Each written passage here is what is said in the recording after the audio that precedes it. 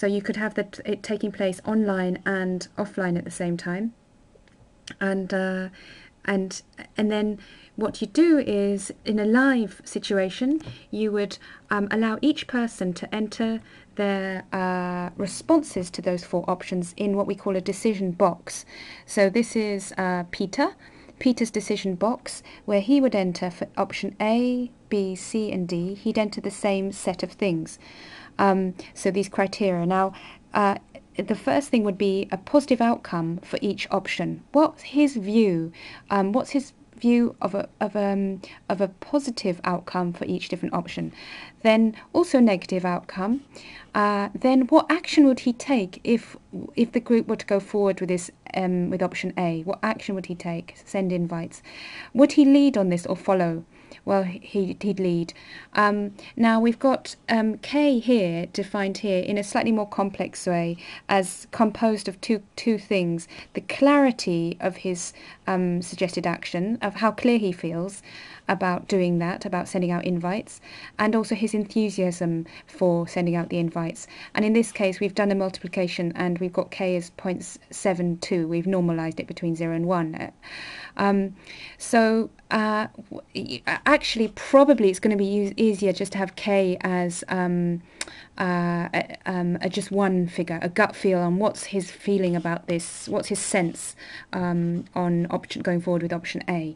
So if you think about it, every person just quickly flashes through for each option these different things, and then this is made available to the group as a whole. Then in that way we can flag up what is K, what is the collective flow on going forward with the different options.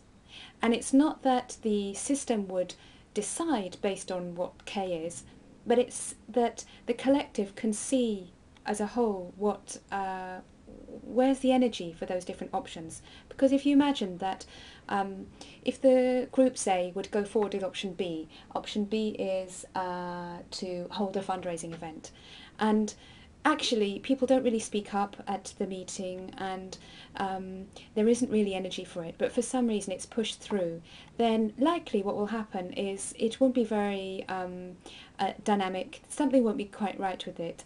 So it could be much more beneficial to really have a way of more easily knowing where people are with an option there and then in the meeting. So sometimes people can't express themselves so well, but they'll say, well, mine's a 5, and then by defining what 5 is, if people ask, they could be it could be much more informative. So I know that this sense of using a rating system between 0 and 10, a gut feel, is used in a lot of different processes, personal processes, processes that involve people having to agree on things and getting a sensing mechanism of where things are. It's not scientific, it's subjective, but it seems to work pretty well, especially if used in the right way. So, as I say, it's just a flagging system. So that's how it could look like and work as a system. So that K can be used in two ways: to flag up as a project team moves forward on something, to where is K at any moment in time. You can check that out.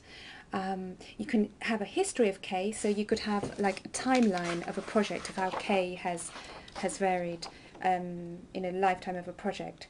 So you can just store that as a history and easily just look at how K has gone and look back and see what promoted this sort of higher K, why did it drop, and you can have all sorts of conversations about that. Yeah, and just for example, if K is ever low and you're in a decision-making process, you haven't really got a decision. You've only got a decision when K is high enough on any particular option. So I think that's all.